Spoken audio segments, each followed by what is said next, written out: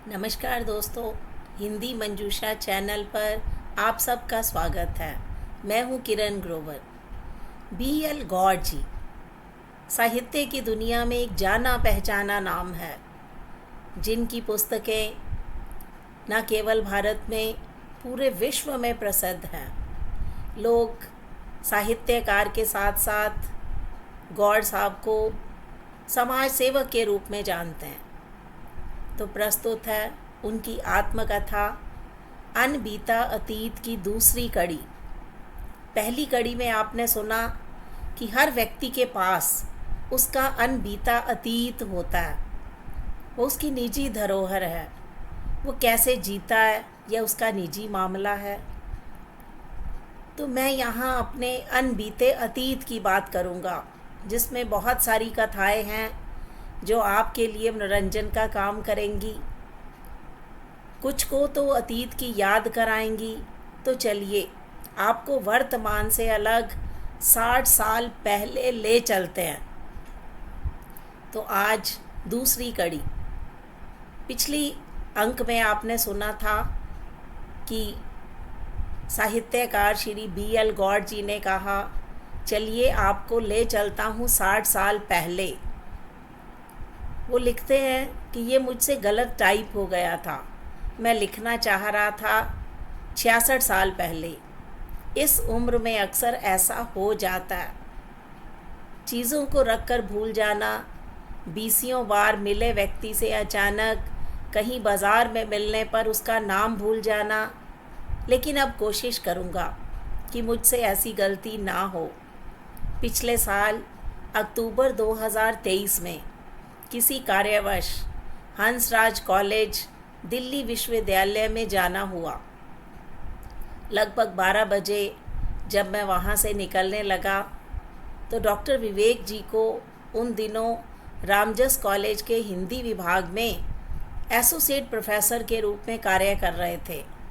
Hansraj college से बाहर निकलते ही मिल गए।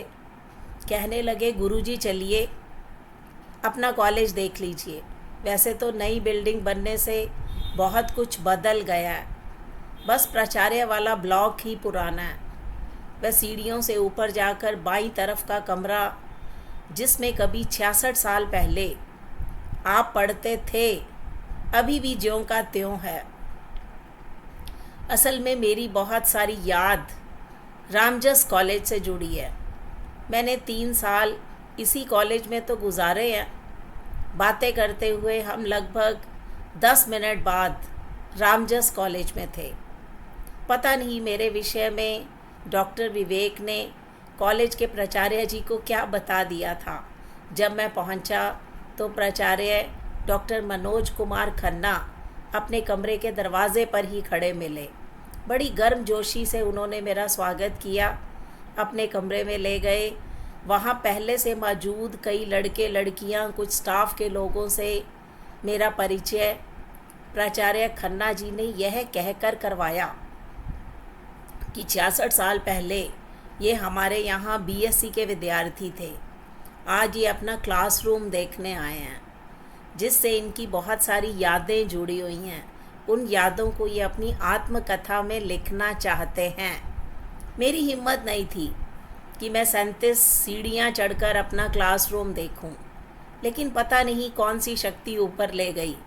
कुछ पलों के लिए मैं अपनी क्लास में बैठकर उस काल खंड को जीने लगा, याद करने लगा वह हादसा जिसने 2 जिंदगियों के जीने का मतलब ही छीन लिया था। उन दिनों बीएससी की क्लास प्रथम तल के तीसरे कमरे में लगती थी।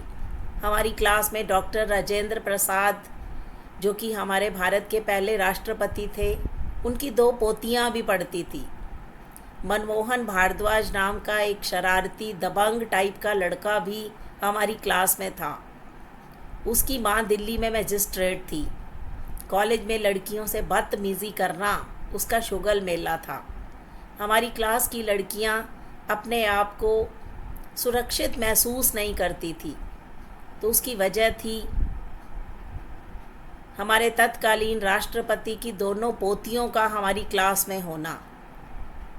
उनकी वजह से कई बार सुरक्षित भी महसूस करती थी। क्योंकि वो जानते थे कि उनको छेड़ने का परिणाम क्या हो सकता है। हमारी क्लास की एक जोड़ी जो सारे कॉलेज में मशहूर थी, वह थी नवलकांत तिवारी और नंदिता त्रिवेदी की। उनकी मथुरा 3 लोगों से न्यारी थी। नवलकांत मेरे अच्छे दोस्तों में था। हम दोनों अपने नोट्स एक दूसरे के साथ साझा किया करते थे। एक दिन एक बड़ी दुर्घटना घट गई। आखिरी लेक्चर ख़त्म होने के बाद हम लोग सीढ़ियों से नीचे उतरने लगे तो मनमोहन भारद्वाज ने एक लड़के को ऊपर की सीढ़ी से धक्का दे दिया। परिणाम स्वरूप सब एक दूसरे पर गिरते चले गए। थोड़ी बहुत चोट कई लड़कों को लगी, लेकिन नंदिता फर्श पर औंधे मुंह गिरी। दाईं आंख के ऊपर उसका माथा फट गया। सब ने मिलकर उसे उठाया। प्रिंसिपल गुप्ता का एक कर्मचारी उनके कमरे से फर्स्ट एड बॉक्स में से सामान उठा लाया। माथे पर पट्टी बांधने के बाद खून बंद नहीं हो रहा था। एक लड़का 2 रिक्शे लेकर वहां आ गया। मैं और नवलकांत नंदिता को पास ही कमला नगर के नर्सिंग होम में ले गए, लेकिन बहुत खून बह जाने के कारण नंदिता बेहोश हो चुकी थी। डॉक्टर ने उसकी पट्टी कर दी, बेड पर लेटा दिया। मैंने नवलकांत को नंदिता के घर किसी को लाने के लिए भेज दिया। मैं पास ही के एक स्टूल पर बैठकर नवलकांत का इंतज़ार करने लगा। लगभग 1 घंटे के बाद नवलकांत नंदिता की माँ को एक टैक्सी से लेकर आया। नंदिता की माँ ज़ोर ज़ोर से रोने लगी। मैंने उन्हें बताया कि डॉक्टर अभी अभी एक इंजेक्शन दे गए हैं, कह रहे हैं कि अभी कोई खतरा नहीं है। तो दोस्तों, ये थी BL गौड़ जी की आत्मकथा अनबीता अतीत की दूसरी कड़ी, जिसमें उन्होंने अपना अनुभव हमारे साथ साझा किया। आपको वीडियो कैसी लगी, इस पर अपनी प्रतिक्रिया दीजिए। चैनल को सब्सक्राइब कीजिए। मिलते हैं अनबीता अतीत की तीसरी कड़ी के साथ। तब तक के लिए बाय बाय।